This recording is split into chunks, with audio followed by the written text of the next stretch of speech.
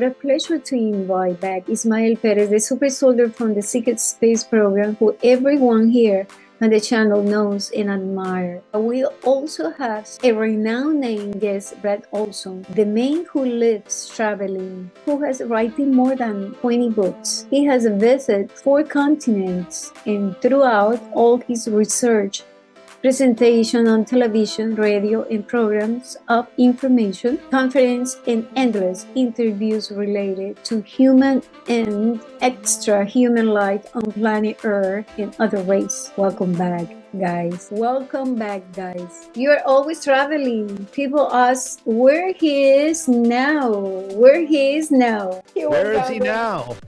And where he is now, the last time you were in that place that floated, I think it was called Burning Man. You look 20 years younger, my friend. I noticed.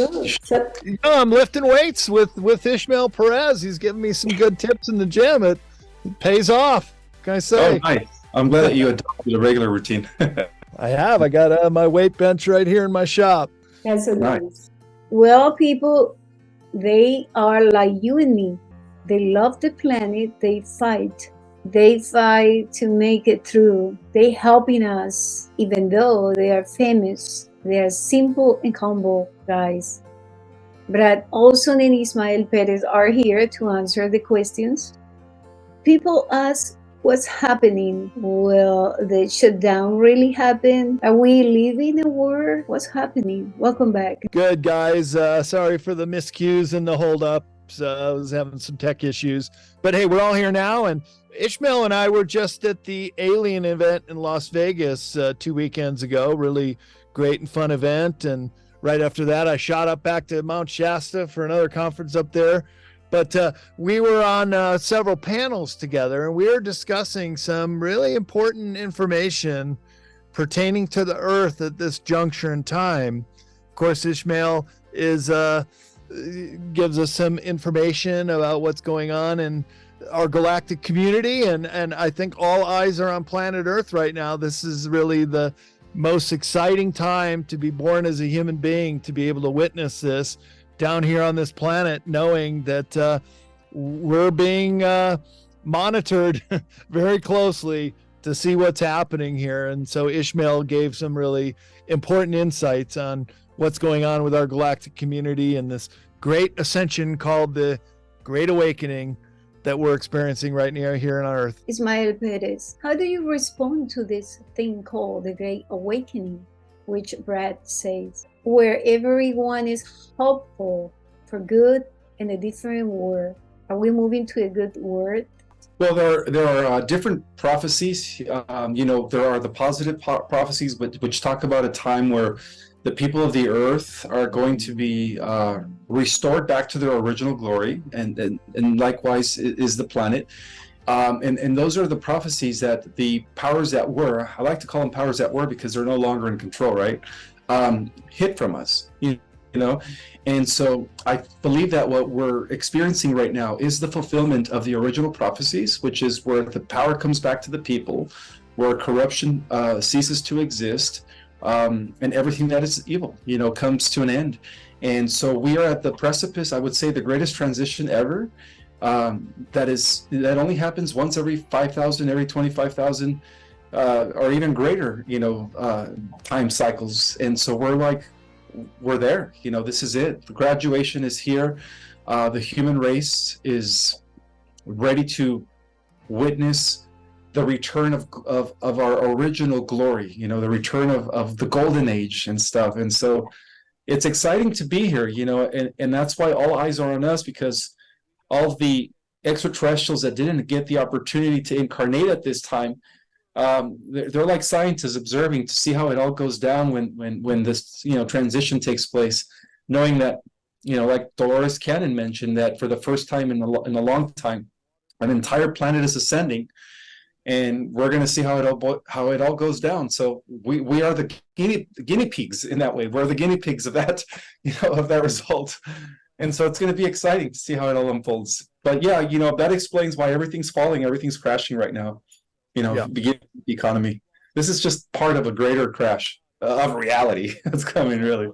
You know, we could say it. We could say that the old curtain of the old wizard is crumbling down, and people are going to be seeing things for what they truly are pretty soon. It has to crash down, doesn't it? We have to see a total restructuring of all these corrupt and outdated institutions on this planet Earth. And that's what's also exciting, is that we can be part of the creation of the new Earth, as Dolores Cannon said, and also this ascension into a fifth dimensional reality that's very possible within our lifetimes.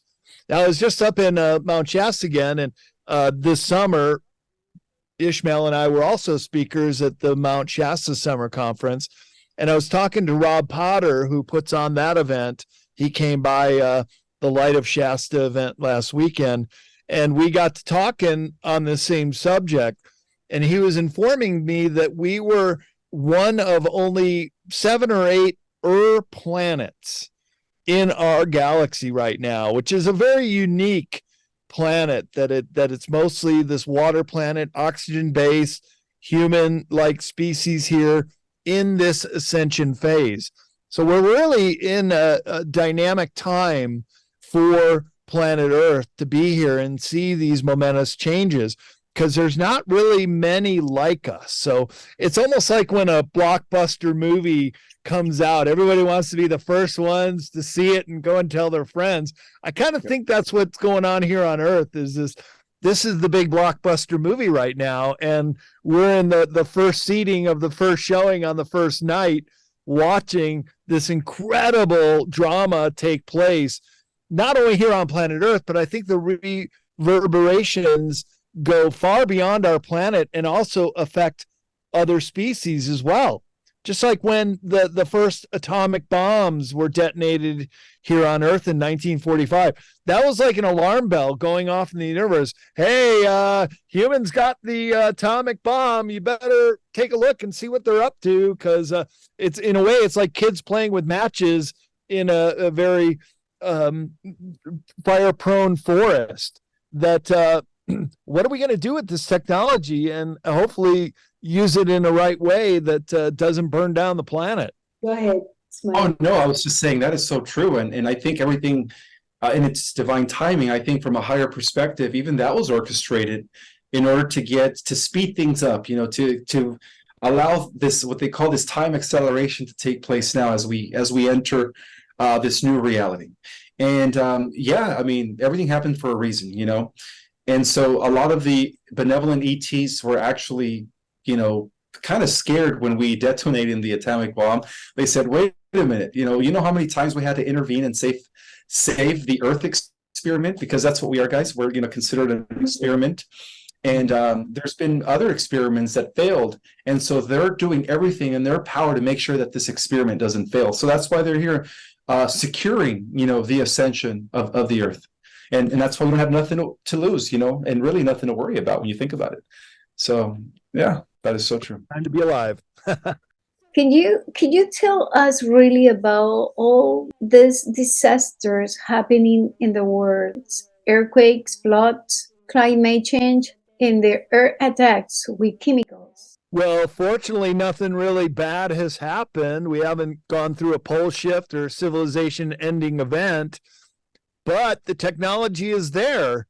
I was just doing a interview yesterday on Watchers Talk with Omar up in BC, Canada, and we were talking about how Yellowstone is a mega caldera up in Wyoming, and it is showing signs that it could light up again.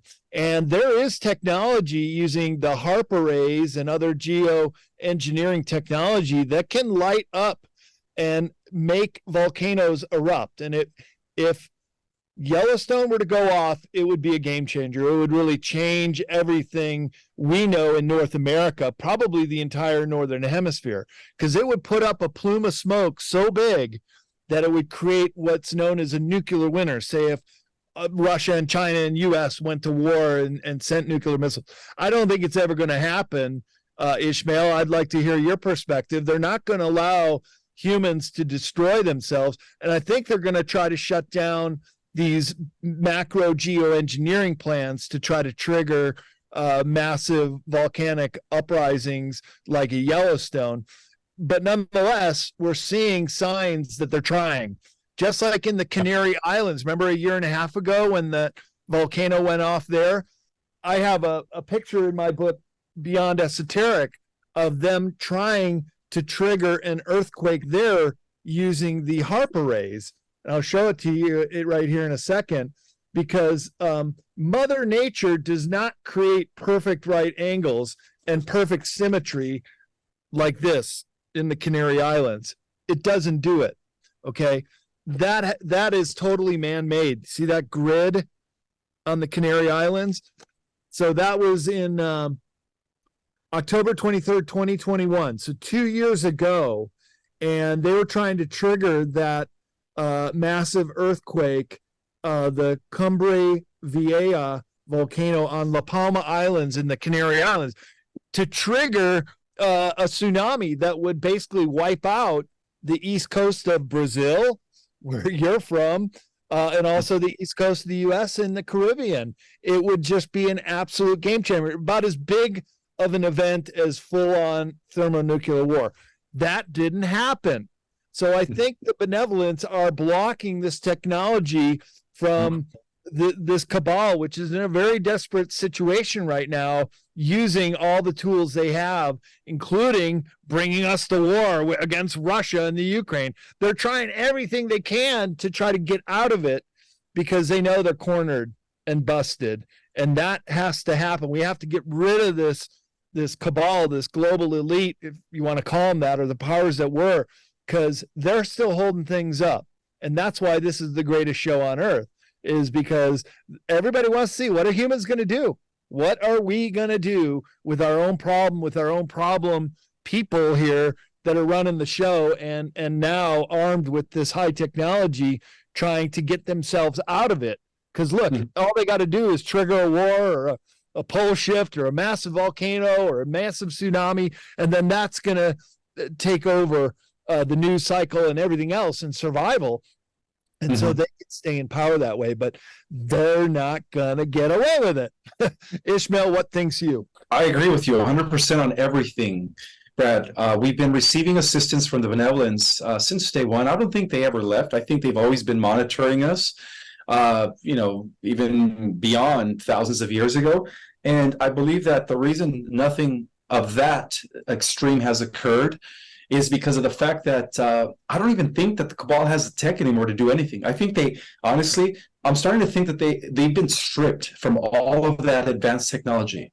So a lot of these negative rumors going on about the Third World War, about the 4th of October, turn off your cell phones, right? They're going to release a 5G blast and it's going to trigger a zombie apocalypse and kill off people with the medicine. All that stuff is fear mongering. It's not going to happen. They know that our collective thought is what creates reality. So the only thing they could do at this time is manipulate consciousness, collective consciousness. So as long as people are aware of that our collective consciousness is what creates and ultimately helps to establish a timeline, a permanent timeline, then we have nothing to worry about. So what I always like to tell people is that don't buy into the fear mongering of this event happening, this is what's going to happen. None of that's going to happen. And even the pole shift, this idea of this crustal displacement event that takes place every 12,000, 26,000 years, right, where the poles shift and continents sunk and continents rise, right? It's like a huge reconfiguration of the Earth's crust. It's not going to happen this time, because this time they're securing the positive ascending timeline. So we don't have to worry about anything technically, really. Just remember that, guys. We have the collective power to create what happens from this point on. And so as long as you understand that, then you will you will decide to not agree with the fear porn and do what's right, Throw all my computers and devices in a Faraday bag and go for a long bike ride on October 4th.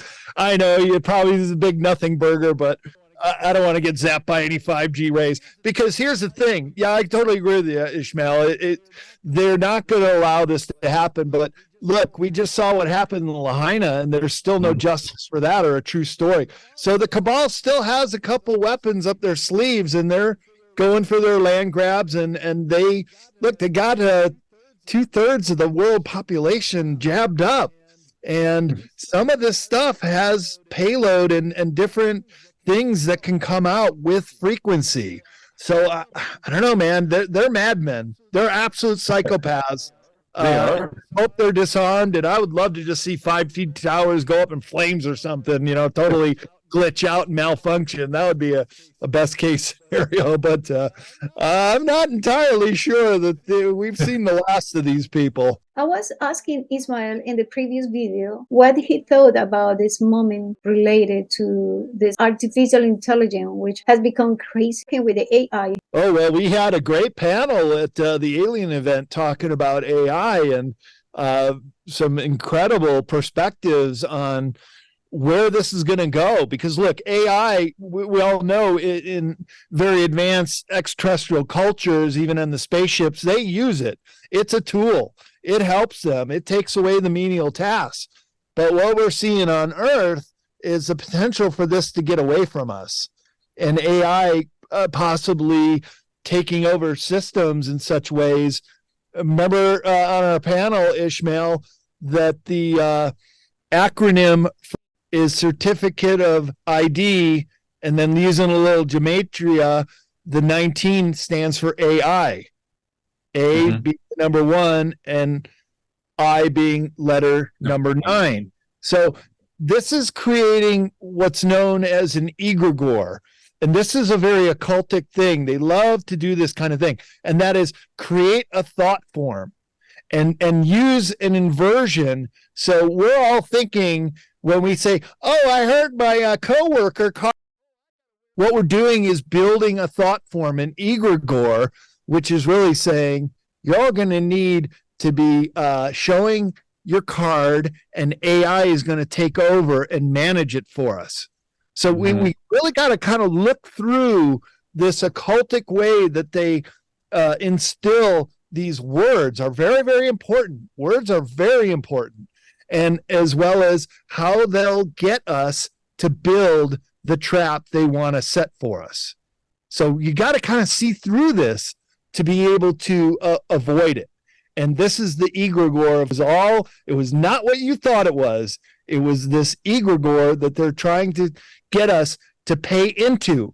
Just by saying the word, by discussing it and using those terms, you're actually creating something entirely different. Exactly. And even more so, the patent number for the cryptocurrency, the original patent number is 60606, which is supposed to link up with, when they activate, supposedly when they activate the, the poison in people's bodies, it's supposed to link them up into some sort of a Borg mind hive where people literally can't think for themselves anymore. Exactly. And the luciferase. Oh, you had to name it that, right? Which, so by the way, people that were using those passports, there was a short while that you actually had to use them and show them for international travel.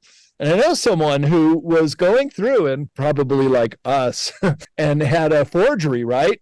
So she's going through international customs, and they said, come over here, ma'am. You didn't have that. She said, oh, no, right here. See, here it is. It's on my phone. I have that. And they said, oh, no, you don't. She said, how do you know that?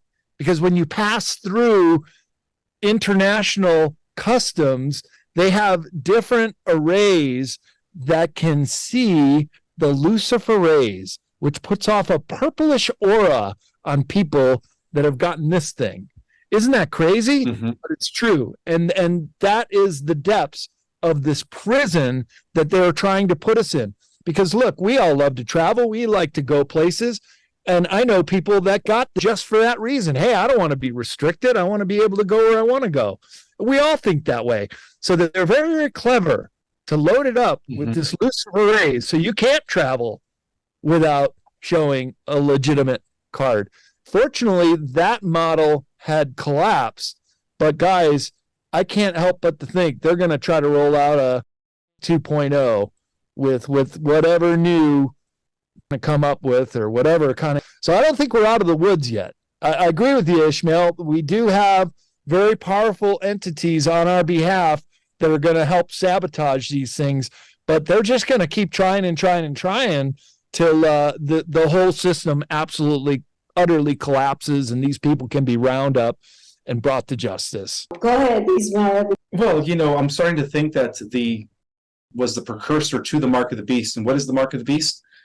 The stuff inside people's bodies, right? The stuff that is slowly but surely changing them from an organic being to a inorganic being, which takes place in a period of time. One of the ways that intrusive negative AI is able to take over worlds throughout the universe is they don't overtly take over planets. They do it through a gradual, small, slow invasion. By what? By taking them through their bodies. They take over the bodies until the bodies become host for the what? For the synthetic intelligence that is growing within them. And that's how they take over populations, and they're smart about it. So, Earth was just next on the line. But of course, God has a better plan. Yeah. There is a divine plan that will be unfolding. And that's why we're here. Great information. Thank you. We continue with the second part, Ismael Perez, Brad Olson, and NikyMonik.